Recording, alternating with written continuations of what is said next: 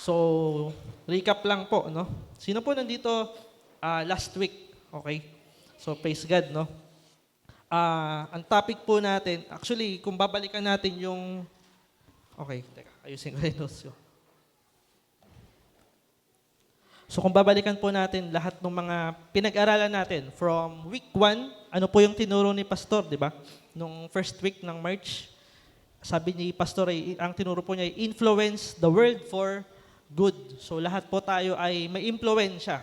Pero ang tanong, sa mabuti ba natin na gagamit yung impluwensya natin or sa kalokohan, sa kasamaan? So yun. And sabi nga, no, sabi sa Matthew chapter 5, tayo yung asin at ilaw ng sanlibutan. Imagine niyo po, no?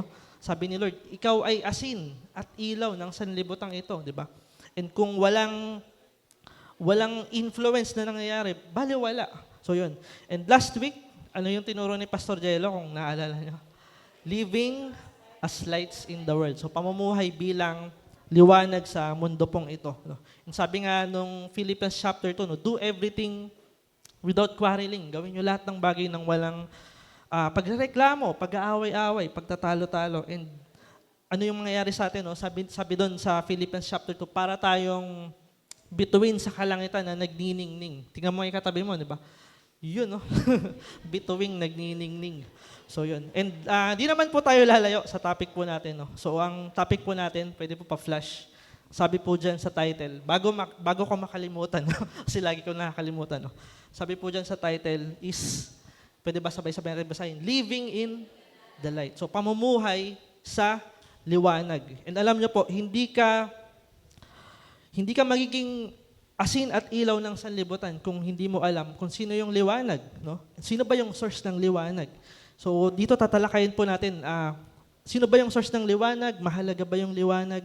Ano yung nangyayari sa mga mananampalataya na namumuhay sa liwanag or sa kaliwanagan? So kung may Bible po kayo, buksan po natin sa Ephesians or Efeso chapter 5 verses 8 to 21. Efeso chapter 5, verse 8 to 21.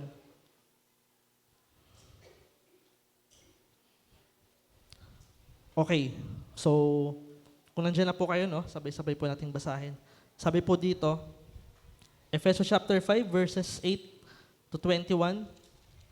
Basahin ko na lang din yung verse 1 to 7. Simulan natin sa verse 1. Sabi po dito, mamuhay bilang mga taong naliwanagan. So yun. Verse 1, yamang kayo'y mga anak ng minamahal na Diyos, tularan ninyo siya. Mamuhay kayong puspos ng pag-ibig tulad ni Kristo. Dahil sa pag-ibig sa atin, inihandog niya ang kanyang buhay bilang mahalimuyak na hain sa Diyos. Verse 3, kayo'y mga hinirang ng Diyos, kaya't hindi dapat mabanggit lamang sa inyong usapan ang anumang uri ng pakikiapid, karumihan, or pag-iimbot. Verse 4, gayon din ang anumang malaswa o walang kabuluhang usapan at pagbibirong di nararapat. Sa halip, magpasalamat kayo sa Diyos. So, ina-emphasize po dito na mag-ingat tayo when it comes to our speech sa pananalita. No? Dahil baka yung laman ng pananalita natin, puro mura, yun, puro kalokohan. So, yun. So, be mindful in front of other unbelievers. So yun. And then verse 5, alam ninyo na walang bahagi sa kaharian ni Kristo at ng Diyos ang taong mapakiapid, malalim lang to, no? Mahalay o mapag-imbot, sapagat ang pag-iimbot ay pagsamba sa Diyos-Diyosan. Sa English po nito, covetousness. So yun, so malalim din. No? Then verse 6, huwag kayong padaya kanino man sa pamamagitan ng mga walang pangatwirang, walang kabuluhan, sapagkat dahil sa mga gawang iyon, ang Diyos ay napopoot sa mga suwail. Verse 7, kaya't huwag kayong makikisangkot sa kanila. So, kailangan daw po bilang mananampalataya, hindi tayo subject sa mga ganong gawain. No? So yun. And then verse 8, ito na po yung main passage natin. Sabi ni Paul sa mga taga-Efeso, dati, nasa kadiliman kayo. Ngunit ngayoy, nasa liwanag sapagkat kayo'y sa Panginoon. Mamuhay kayo gaya ng nararapat sa mga taong naliwanagan. Sapagkat ang ibinubunga ng pamumuhay sa liwanag ay ano daw? Pawang mabuti, pawang matuwid at totoo. Sa ibang version po niyan, kabutihan, katuwiran, katotohanan. Verse 10, pag-aralan ninyo kung ano ang kalugod-lugod sa Panginoon. Huwag kayong makikisama sa mga taong gumagawa ng mga bagay na walang ibinubungang kabutihan, mga bagay na dulot ay kadiliman or dulot ng kadiliman. Sa halip, ilantad nyo sila at ang kanilang mga gawa, sapagkat kahiyahiyang banggitin man lamang ang mga bagay na ginagawa nila ng lihim. 13, ang lahat ng nalalantad ay naliliwanagan. At ang naliliwanagan ay nagiging liwanag. So when we expose in the light, nagiging liwanag din daw po tayo, no? Kaya't sinasabi, gumising ka, ikaw na natutulog. Magbangon ka mula sa mga patay at liliwanagan ka ni Kristo. And then verse 15, kaya't ingatan ninyo kung paano kayo namumuhay. Mamuhay kayong tulad ng mga matatalino at hindi tulad ng mga mangmang, sapagkat masama na ang takbo ng daigdig. Samantalahin ninyo ang bawat pagkakataon na kayo'y makagawa ng mabuti. Huwag kayong maging mga hangal. Unawain ninyo kung ano ang kalooban ng Panginoon.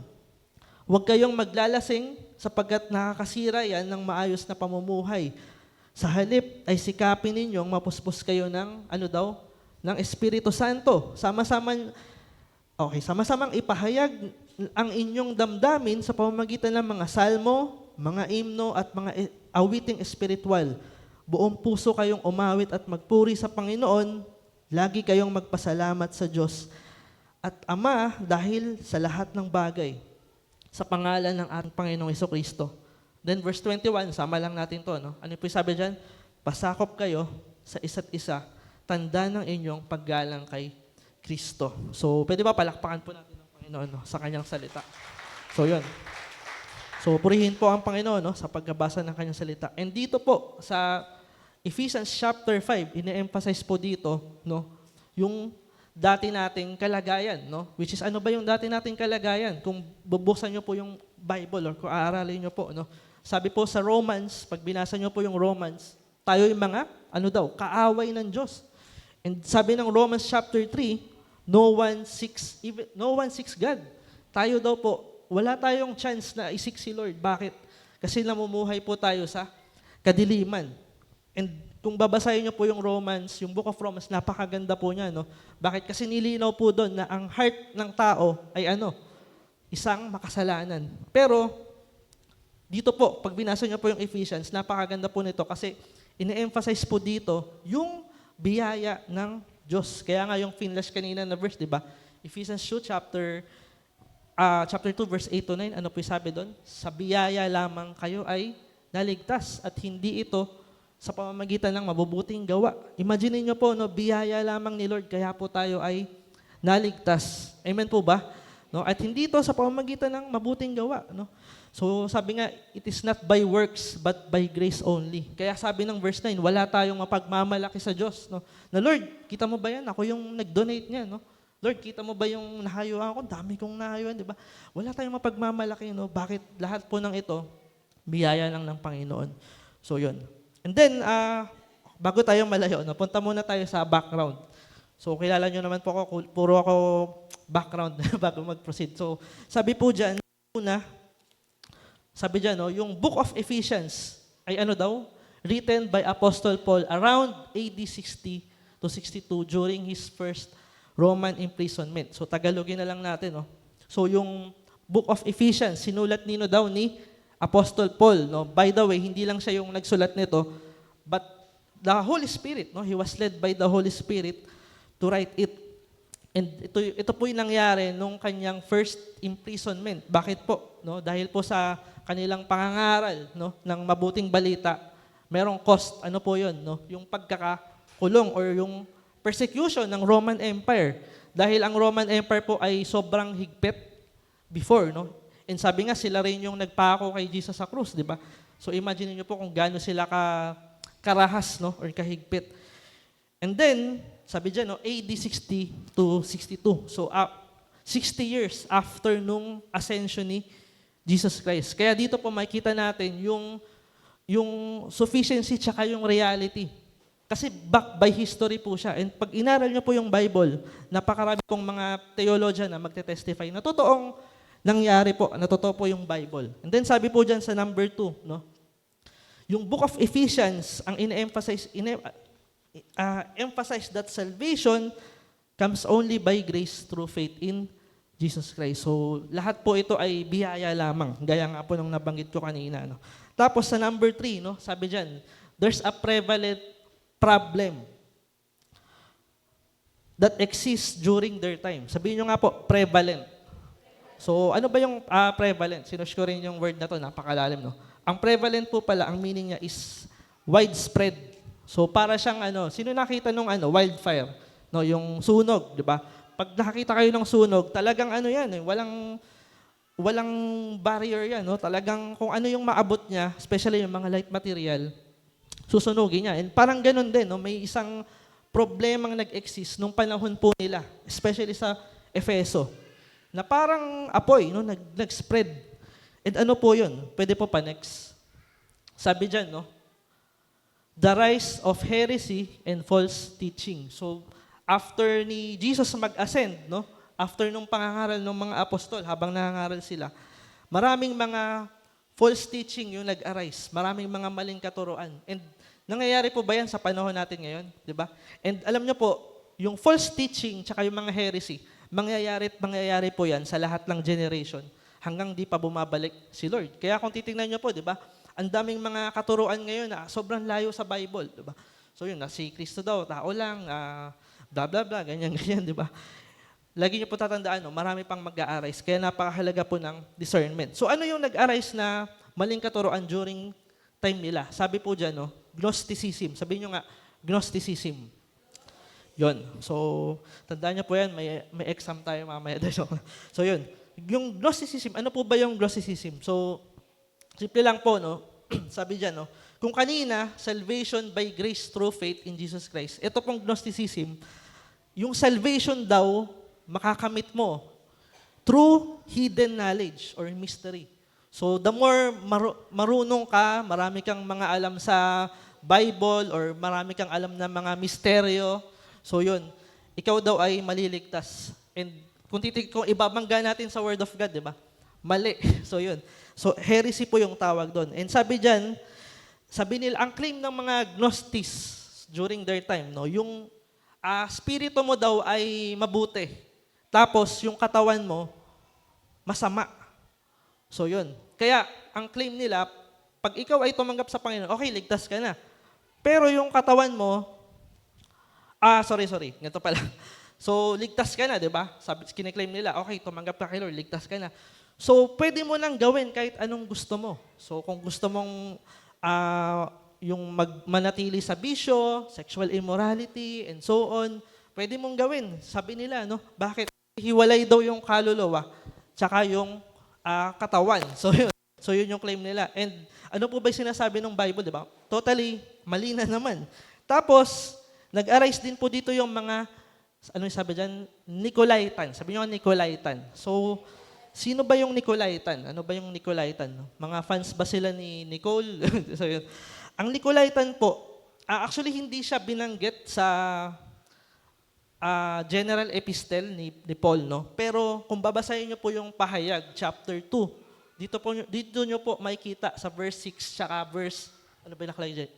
18. Kung sino ba yung mga Nicolaitan. By the way, no? Pag binasa niyo po yung verse 6 tsaka verse 18, minention po yung mga Nicolaitan. And sino po ba sila, no? So, sila po ay isang, basahin ko lang note ko. Silang Jewish sekta. So yun, or religious sekta na ang kiniklaim naman nila, pareho rin dun sa Gnosticism. So, ang kiniklaim nila, no, salvation is by grace, pero pwede ka nang bumalik sa kasalanan. Tapos, ang tinuturo din nila, arguing that Christians could... Okay. So, pwede kang mananampalataya ka, pero pwede mong gawin yung ginagawa nung sanlibutan, no? So parang ang claim nila, okay, pwede kang maging Christian, pero pwede mo ring gawin yung mga ginagawa ng mga Roman Empire. Para ano? Kasi 'di ba, Noong time nila, lagana po yung persecution, di ba? Pagka mananampalataya ka, talagang hahantingin ka ng mga Roman Empire. Yung iba pinapatay, yung iba kinakaladkad, yung iba naman dinadala sa Colosseum. Familiar po ba kayo sa Rome Colosseum, di ba? Ano po yung ginagawa sa mga mananampalataya? Tinatali doon sa kabayo, tapos papatakbuhin. So, kung aaralan nyo po, grabe, no? Pero sabi ng mga Nicolaitan, ganito na lang gawin nyo. Okay, Christian tayo, di ba? Pero, sumunod na lang tayo sa Roman Empire. So, gawin na lang natin yung pinapagawa nila. Yung mga Diyos-Diyosan nila, sambahin na rin natin. Yung mga ganito, yung ginagawa nila, yung paganism, okay lang. So, yun. And kung titingnan nyo po, no, kung prevalent yun sa panahon nila, prevalent din po ba yun sa panahon natin?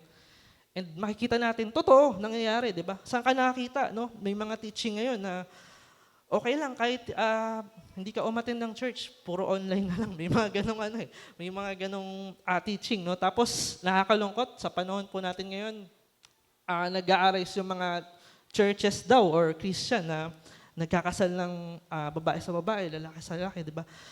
So, nakakalungkot, no? Upon generations, makikita po natin kung paano na-distort yung gospel or yung word of God. And then last, sabi po dyan, no, yung rise of moral and ethical problem. So dito po, no, in-address ni Paul yung pananalita nyo, no? Baka kaya nga pag binasa nyo po yung verse 3 to 5, di ba? Sabi ni Paul, ingatan nyo kung paano kayo magsalita, especially sa harap ng mga hindi mananampalataya.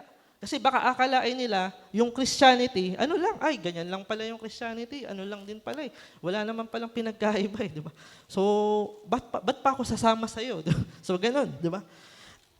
Hindi lang po yun, no? When it comes to anger, yung pagiging magagalitin, no? Sabi nga, pag nagalit kayo, wag niyong hayaang lubugan kayo ng araw. So, yun. And di lang po yun, no? Sexual immorality, false teachings, doctrine, etc. So, yun. Kaya kung titingnan po natin, no, nakakalungkot, ang daming prone din sa sexual immorality, especially sa panahon po natin ngayon, di ba? Ang daming access through online. So yun. Pero bago po tayo mag-proceed, okay, pwede po pa-flash nung next verse.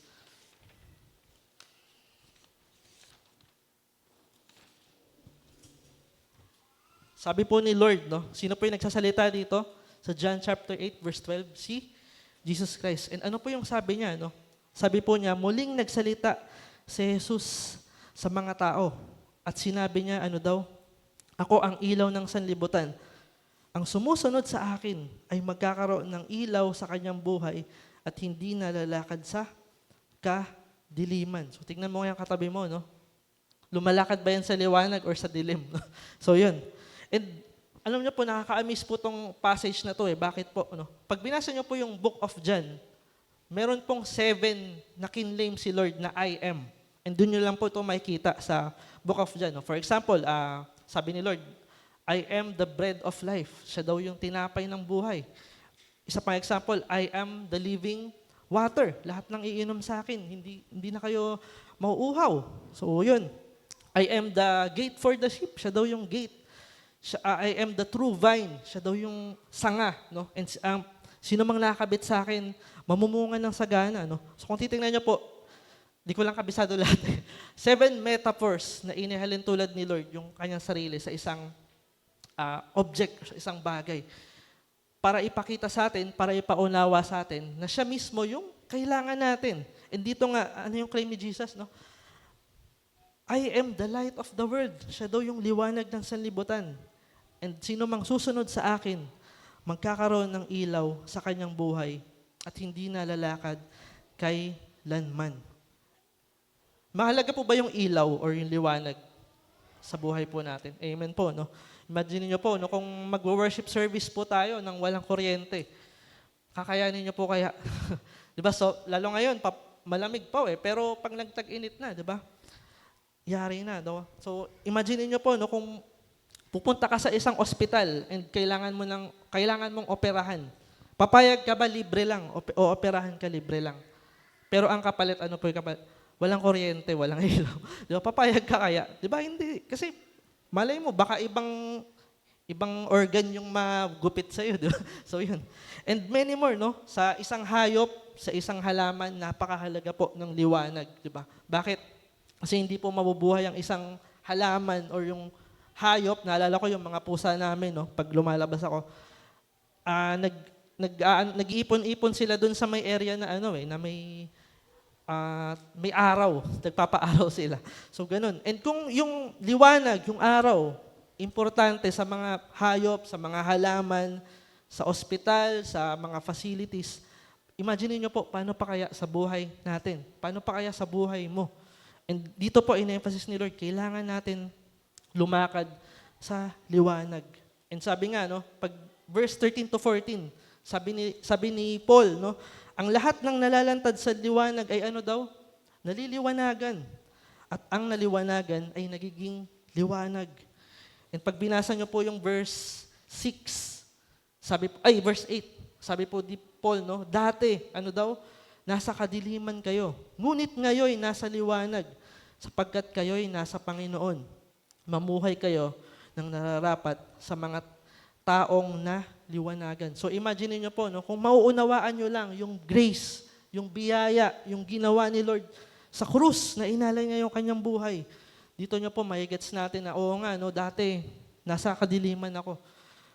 Pero sa grace ni Lord, tinawag niya tayo. Imaginein mo, no, tinawag ka ni Lord. Sabi ng John 15:16, di ba? Sabi ni Lord doon, di ba? Hindi kayo yung pumili sa akin, kundi ako ang pumili sa inyo. So imagine niyo po, no? Siguro, nasa isip nyo, Christian ako kasi tinanggap ko naman si Lord. Christian ako kasi nag-church naman ako. Pero, kung titignan niyo po, in a bigger picture, hindi tayo yung pumili kay Lord. Si Lord yung pumili sa atin at humilang sa atin. Sabihin mo sa atin mo, may purpose ka kung bakit ka nakakilala. So, yun. And kung titignan niyo po, no, ano ba yung context nung share ko lang, no, yung context nung John chapter 8 verse 12. By the way, no, kung aaralin niyo po 'yon, sila po ay nasa gitna ng feast. So 'yon. It's a 7-day feast. Ang tawag po doon yung Feast of Tabernacle or Feast of Tent. So sabihin niyo nga Feast of Tabernacle. 'Yun. So ano yung ginagawa nila during Feast of Tabernacle? So by the way, no, ang context po nito nasa Leviticus chapter 19.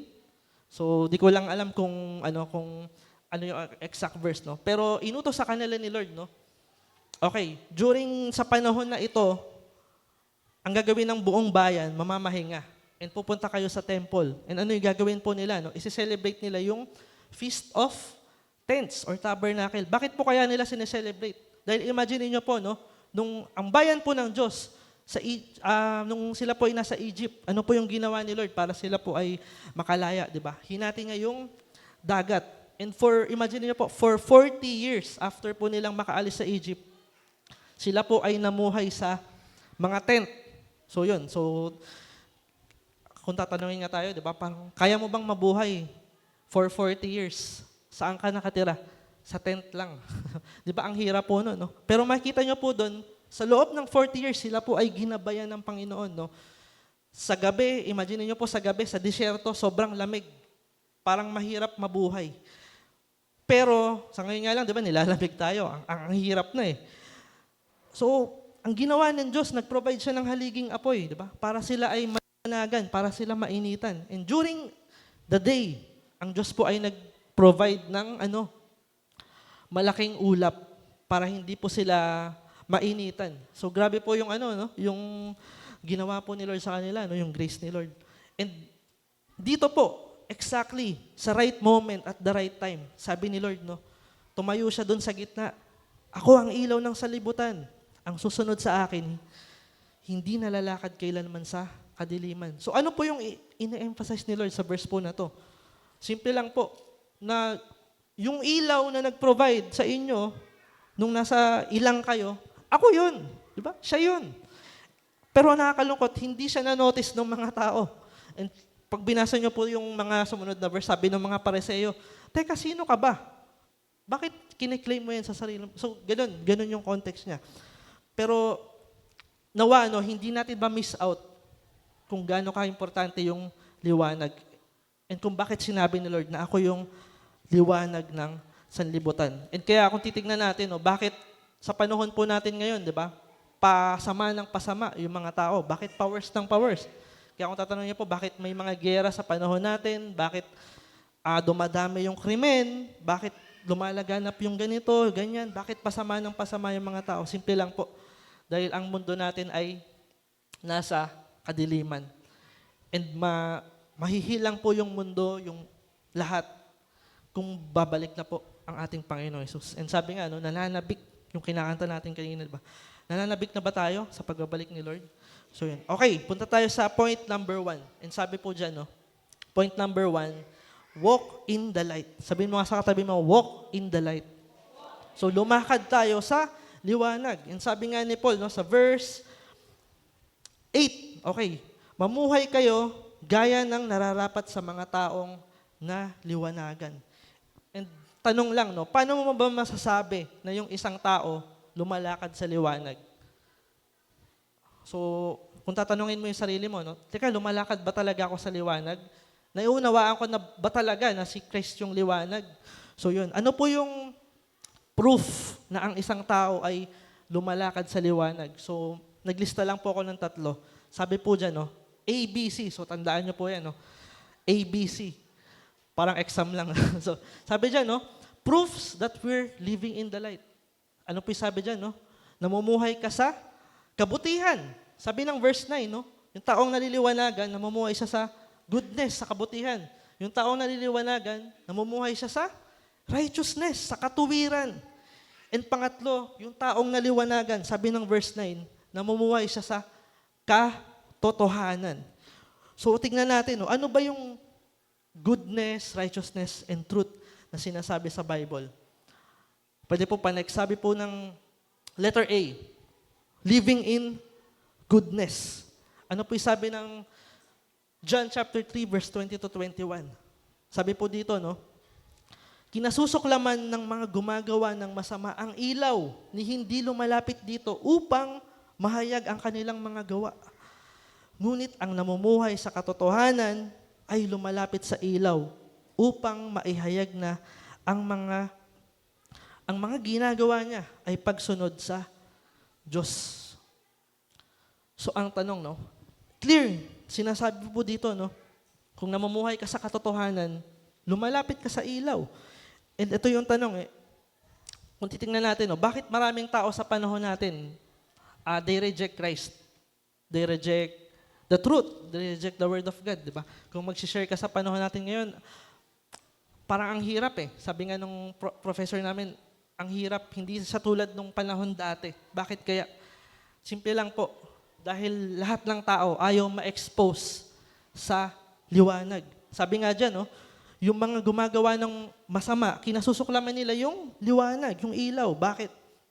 Upang hindi mahayag yung kanilang mga gawa. Pero tayo, tayong mga mananampalataya, lumalapit tayo sa ilaw para maihayag na ang mga ginagawa natin pagsunod sa Diyos. At ito po yung tanong kung i-expose ba tayo sa light, di ba? Ano ba yung purpose ng flashlight sa gabi? Di ba? Para makita mo yung hinahanap mo, di ba? Pero kung yung buhay ba natin, kung i-expose sa liwanag, kung i-expose natin kay Christ, ano kaya yung makikita ng Diyos sa buhay natin, di ba? Puro kasalanan ba? Puro yung dati ba nating buhay? Or puro katuwiran? Kasi sa panahon po natin ngayon, tingnan mo ang katabi mo, di ba? Ang daling mag-conceal ng nararamdaman. So, yan. Parang di mo alam kung ano ba yung life na pinamumuhay, di ba? Nung bawat isa sa atin.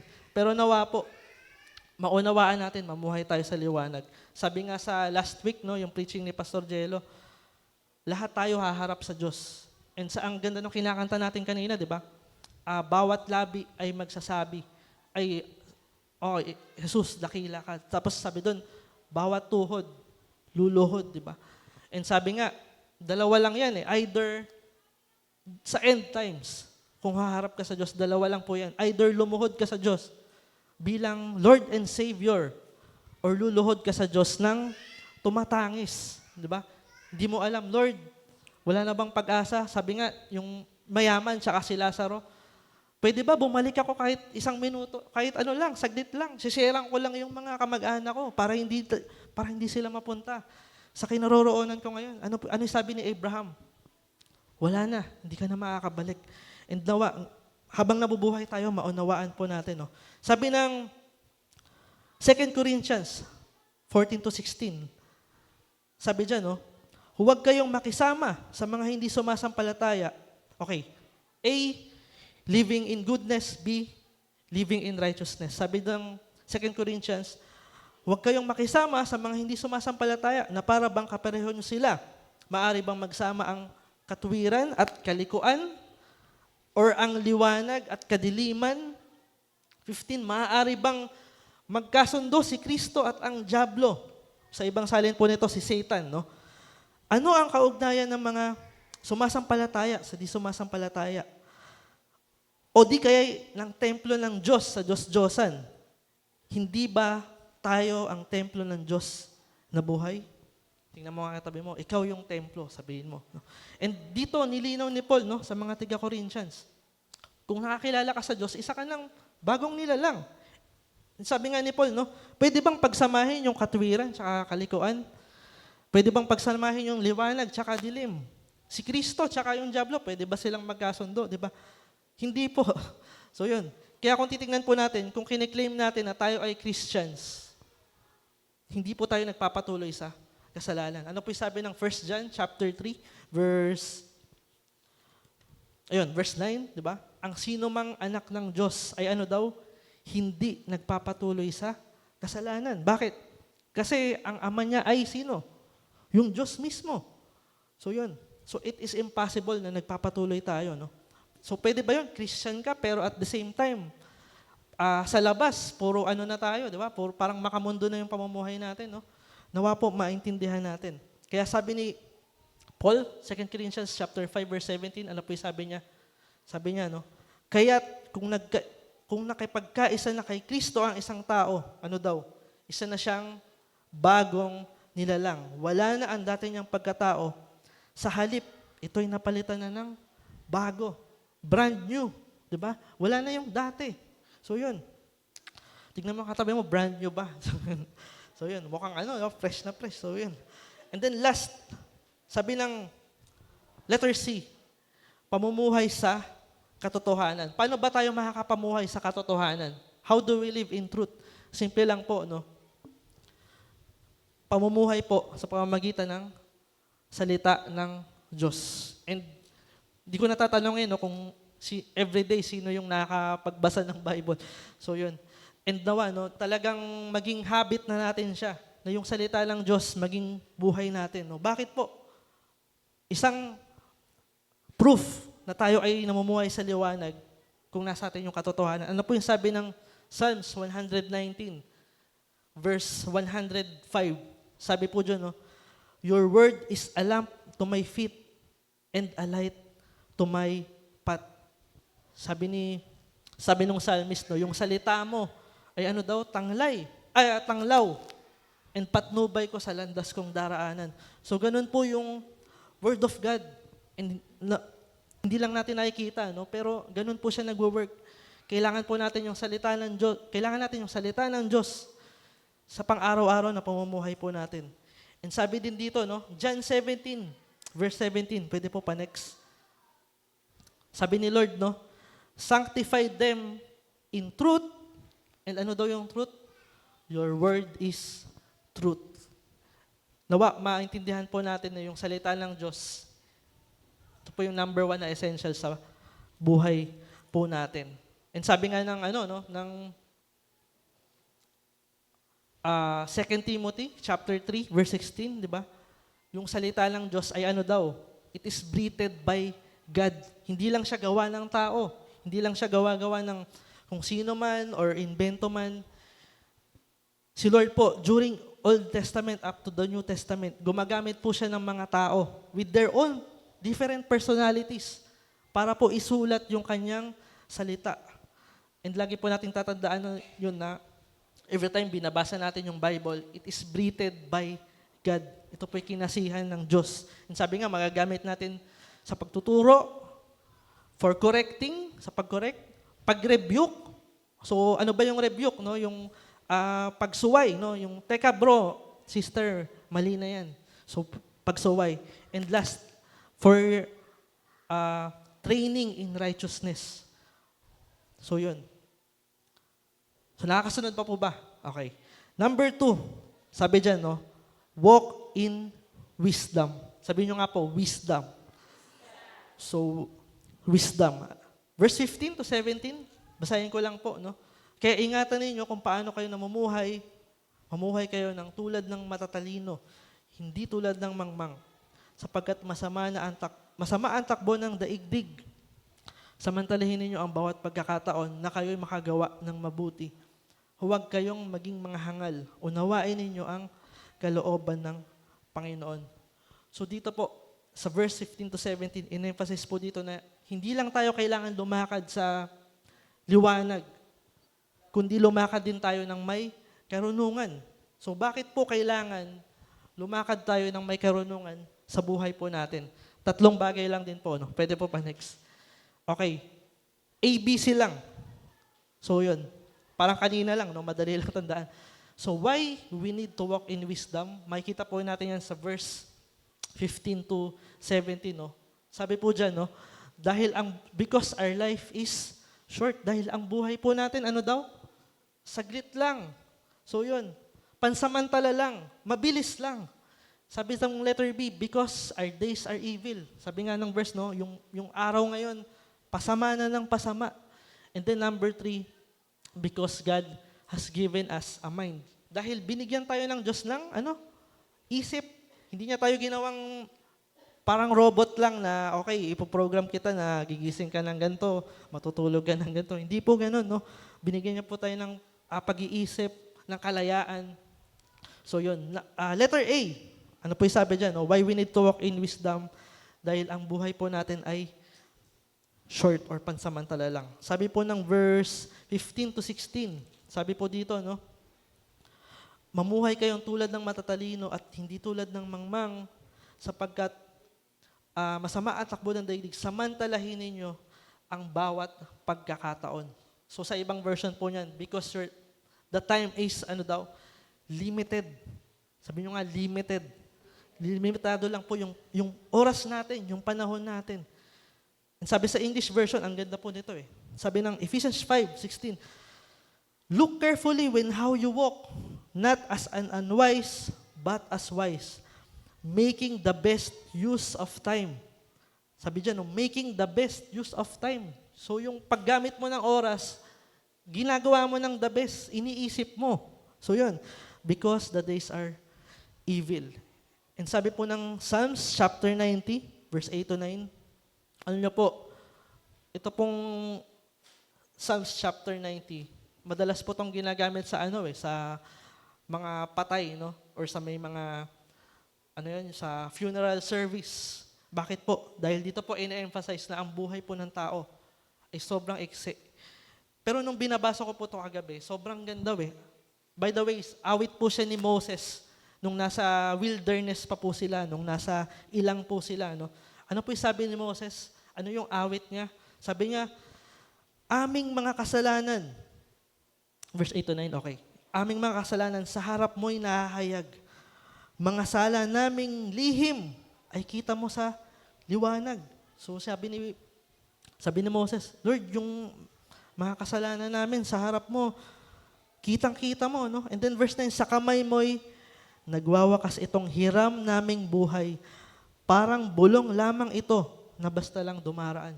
So imagine niyo po, kung sa kinompare ni Moses yung buhay ng tao, parang bulong lang.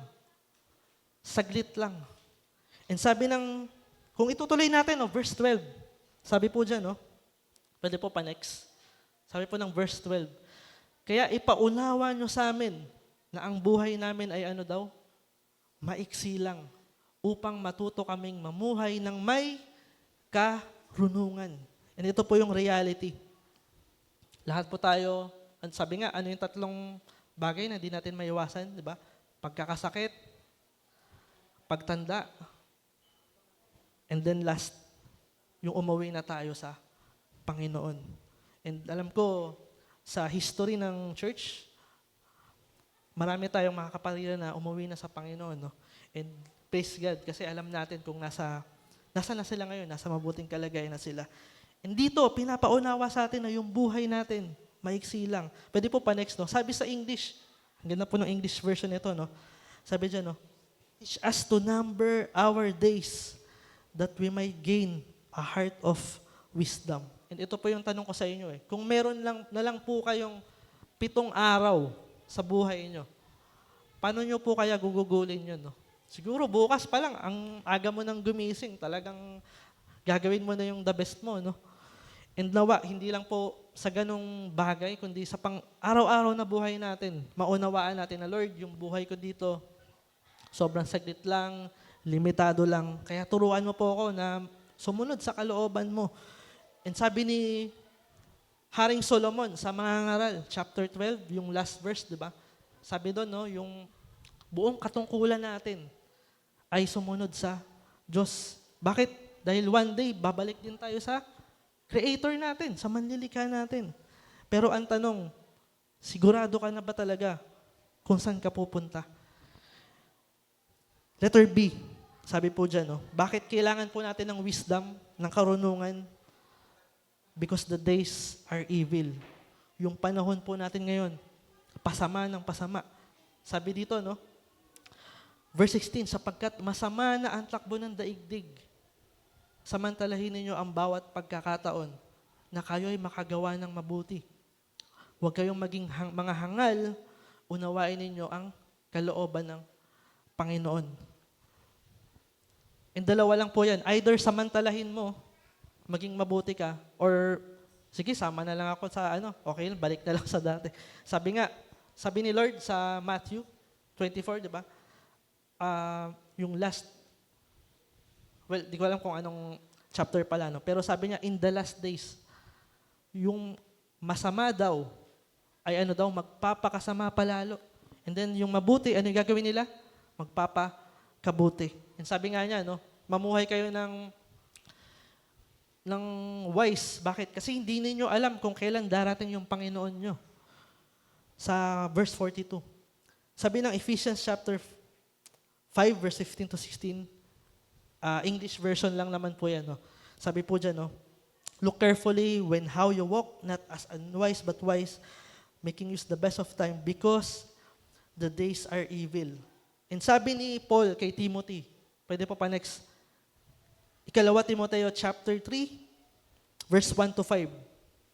Ito po yung kanyang final warning sa disciple niya na si Timothy bago siya umuwi sa Panginoon. Kasi alam niya, nung sumulat siya kay Timothy, alam niya na huling sulat niya na yun kasi papatayin na siya nung Roman Empire, no? Kasi hinarap siya sa husgado. Sabi niya, verse 1, dapat mong malaman na sa mga huling araw ay darating ang panahon ng kaguluhan. Nangyayari na po ba yan ngayon? Amen. Sapagkat ang mga tao ay magiging maibigin sa sarili. Ito po yung mangyayari in the last days, no? Magiging maibigin sa sarili, maibigin sa salapi, palalo, mapagmataas or prideful, mapagsamantala, suwail sa magulang, walang utang na loob at lapastangan sa Diyos. And nawa, no, hindi tayo mapabilang sa mga to, no. Verse 3, sila ay magiging walang pagmamahal sa kapwa. So walang compassion, no. Walang habag, mapanirang puri, walang pagpipigil sa sarili, marahas, at walang pagpapahalaga sa mabuti. Sila ay magiging mga taksil, padalos-dalos, mayayabang, maibigin sa kalayawan sa halip na maibigin sa Diyos. So makita po natin dito yung pagmamahal sa mga material na bagay, no? Materialism, no? Yung magpayaman na lang magpayaman, no? Para magpundar ka ng ganito, no? Well, di naman masama, pero kung lalaliman natin, saan po ba nagmumula yung thinking na yun, di ba? And then verse 5, sila'y may anyo ng pagiging maka-Diyos. Okay, ngunit hindi naman nakikita ang kapangyarihan nito sa kanilang pamumuhay. Iwasan mo ang ganyang uri ng mga tao. So, inote nyo na lang po, no? And pag-uwi nyo, basahin nyo sa bahay nyo. Subject ba ako sa mga bagay na to, di ba? Sabi nga niya, in the last days, no, magiging maibigin sa pera yung mga tao, maibigin sa sarili, prideful and many more. And nawa, no, although hindi naman masamang, gaya nga sinasabi ni Pastor, no, hindi naman masamang yumaman. Pero the love of money, it's different. And sabi nga, ano man yung umaalipin sa'yo, alipin ka nung bagay na yun. 2 Timothy chapter 3, verse 12 to 13, gayon din naman, ang lahat na nagnanais mamuhay ng matuwid bilang tagasunod ni Kristo ay daranas ng pag-uusig. Samantalang ang masama ay lalo namang magpapakasama at ang malilin lang ay patuloy na malilin lang at sila man ay malilin lang din. Naalala ko po, no, sabi ng may isang conversation between dalawang pastor, no? Sabi ng isang pastor, kamusta naman yung ministry mo, yung ginagawa mo? Sabi nung isa, okay naman, chill-chill lang. Masaya, ganun. No? Wala namang problema. Alam niyo po yung sabi nung isa, you're doing it wrong. Mali. Bakit? Kasi ang part po ng pagkatawag sa atin, yung persecution, no? Laging may mag-a-arise na paghihirap. Kung puro comfort lang yung nararanasan natin, check natin, baka nakakasunod ba talaga tayo kay Lord or puro comfort lang, no? Ang sabi nga dito, no, yung nagnanais mamuhay bilang matuwid, daranas ng pag-uusig. Kung gusto mong sumunod sa Diyos, ito po yung truth na sinasabi ng Bible. Hindi smooth yung lalakaran mo, hindi madali. Sabi nga ni Lord, no, sino mang nagnanais sumunod sa akin, ano daw? Pasanin niya yung kanyang krus, takwil yung kanyang sarili, etc., etc. Pero, pwede ka namang easy way na lang. No? Easy way or hard way? Ano yung easy way? Sabi dito, yung ang masasama, lalong magpapakasama. Kayo na lang po yung mamili. No? And then last, sabi po dito, hindi po pala. Letter C, sabi po nyo, no? Because God has given us a mind. Binigyan po tayo ng Diyos ng pag-iisip. And yung isip po natin, and ang purpose po nito ay para gamitin natin. Simple lang. Kaya nga, di ba, kung nag-aaral ka, paano ba ginagamit yung isip mo, di ba? Nagsasagot ka ng mga math problems, ginagawa mo yung best mo para may matataas kang grade. And same din sa ating mga mananampalataya, no? Sabi dito, no, paano ba kailangan natin, sa papaanong paraan natin kailangan gamitin yung pag-iisip natin? Sabi ng Roma chapter 12 verse 2, huwag kayong makiayon sa takbo ng mundong ito. Sa halip, hayaan ninyong baguhin ng Diyos ang inyong pag-iisip upang maunawaan ninyo ang kanyang kalooban. Sa gayon, magagawa ninyo kung ano yung mabuti, kadlugod-lugod, at ganap na kalooban ng Diyos. Para ma-discern natin kung ano yung truth, yung kalooban ni Lord. Ang sabi nga, hayaan ninyong baguhin ng Diyos yung inyong pag-iisip. Sa English po yan, renew your mind. 1 John chapter 4 verse 1, mga minamahal, huwag niyong paniwalaan ang bawat nagsasabing nasa kanila ang Espiritu. Sa halip, subukin niyo sila upang malaman kung talagang mula sa Diyos ang mga Espiritong nasa kanila. Sapagkat marami ng huwad na propeta sa mundong ito. Pag binasa niyo po yung English niya, napakaganda. Sabi po dyan, test every spirits. Alala niyo po yung yung na-mention ko kanina, di ba? Habang nabubuhay tayo, marami pang mag-a-arise na mga maling katuruan. Marami pang mag-a-arise and maraming maliligaw. Lagi niyo po tatandaan. Pero ano po yung sabi dito ni John, no? Subukin ninyo, test every spirits. Magkaroon kayo ng discernment kung yung pinapangaral ba nito galing sa Diyos or nalalayo na. No? Bakit po? Kasi sa panahon po natin ngayon, di ba? Pag pumunta ka lang sa cellphone mo, di ba? Pumunta sa cellphone. Pag binuksan mo yung phone mo, di ba? Pag nag-scroll ka sa social media, napakaraming mga opinion, no? Napakaraming mga teaching na lumalabas. And alam nyo po, okay siya, no? Kasi madaling na-spread yung gospel, no? Pero, at the same time, danger din. Bakit? Kasi kung tatanggapin natin lahat, baka maligaw po tayo. So, yun. And then sabi ng Santiago chapter 1 verse 5.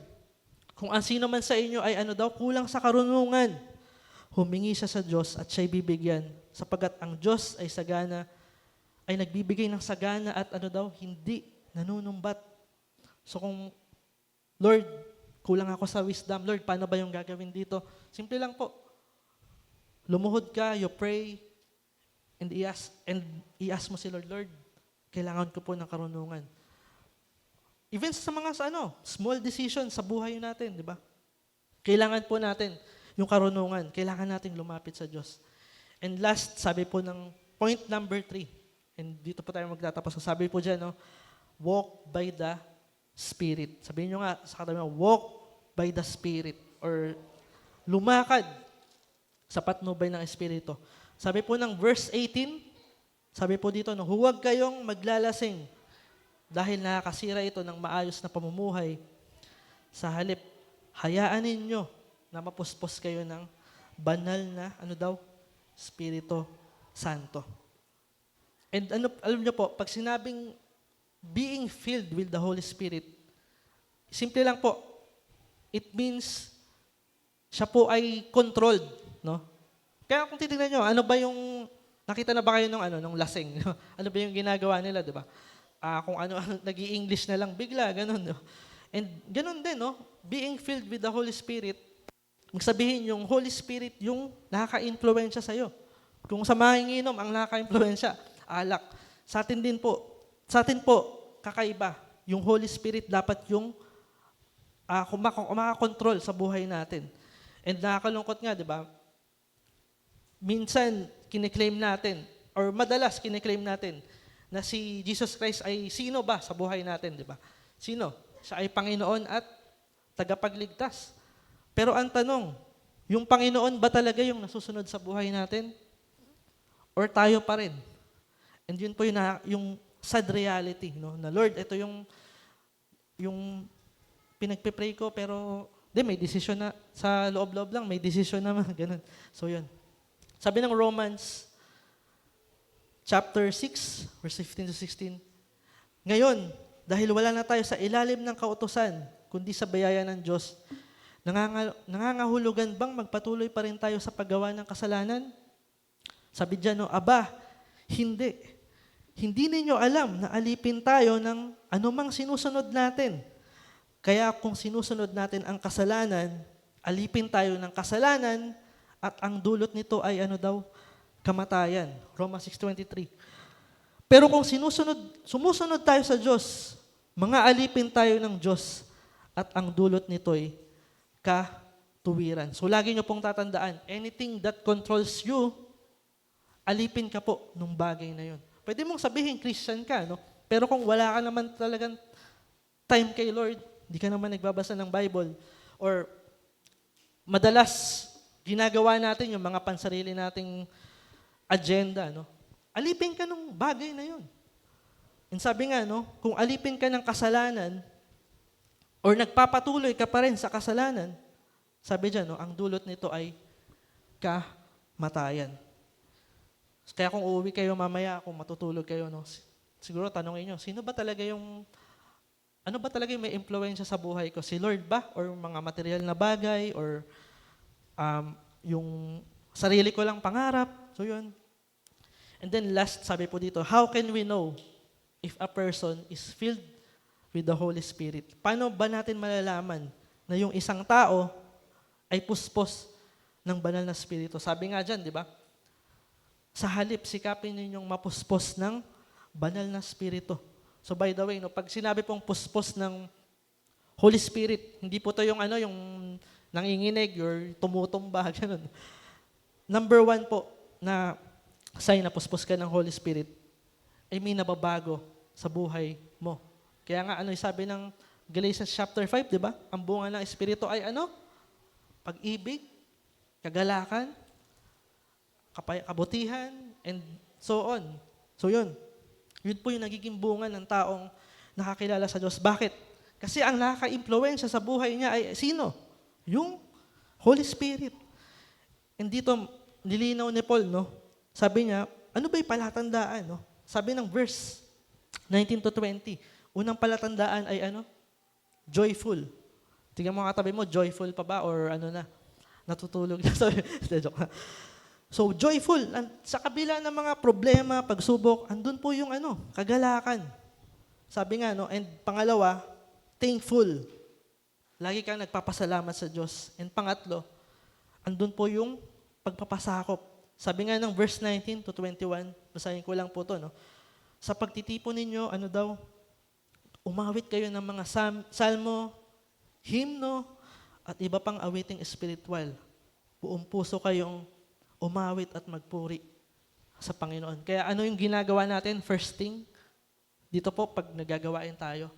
Simple lang po, tayo po ay umaawit, kumakanta, nagpupuri kay Lord. Bakit? Kasi sign po yun na tayo ay binago niya. And tayo ay wala na sa kadiliman. Pangalawa, thankful. Sabi nga ng verse 20, lagi kayong magpasalamat sa Diyos, Ama sa lahat ng bagay, bilang mananampalataya ng ating Panginoong Hesukristo. Sabi dyan, lagi kayong magpasalamat sa Diyos. And by the way, ito po ay hindi optional, ito po ay command. So yun. And last, sabi po dito, submissive. Kaya sabi ng verse 21, hindi po to aksidente na sinulat ni Paul. Sabi niya, pasakop kayo sa isa't isa, tanda ng inyong paggalang kay kanino daw? Kay Kristo. Kaya pag binasa niyo po yung verse 22 pababa, napakaganda po nung sinabi ni Paul. Sino po dito yung mga tatay? Pwede taas kamay. Okay. Sabi niya, kung ikaw ay tatay, or kung ikaw yung haligi ng tahanan, sabi sabi ng Ephesians, ibigin mo yung inyong asawa, di ba? Kung paano inalay ni Kristo yung buhay niya, ganun yung gagawin mo. So imagine niyo po, kung titingnan, parang mabigat, pero yun po yung role ng mga tatay. Or kung sino man yung gustong maging tatay dyan. So, and sabi ng Ephesians din, sa chapter 5, sino naman dito yung mga asawa or mga kababaihan, ang role daw po ng isang asawa ay magpasakop sa kanyang husband. Na kung paano yung tatay nagpapasakop kay Kristo, siya rin. And then last, sinod naman dito yung mga kabataan, yung mga youth, taas kamay, Sabi dyan, kung ikaw ay bata or on your youth, napakahalaga po yung pagsunod sa magulang. So, tingnan nyo yung mga anak nyo. So, and then sabi dito, dito na lang po tayo magtatapos. Inihahaya ko po lahat na tumayo as we pray. Sabi po ni Warren Wiersbe,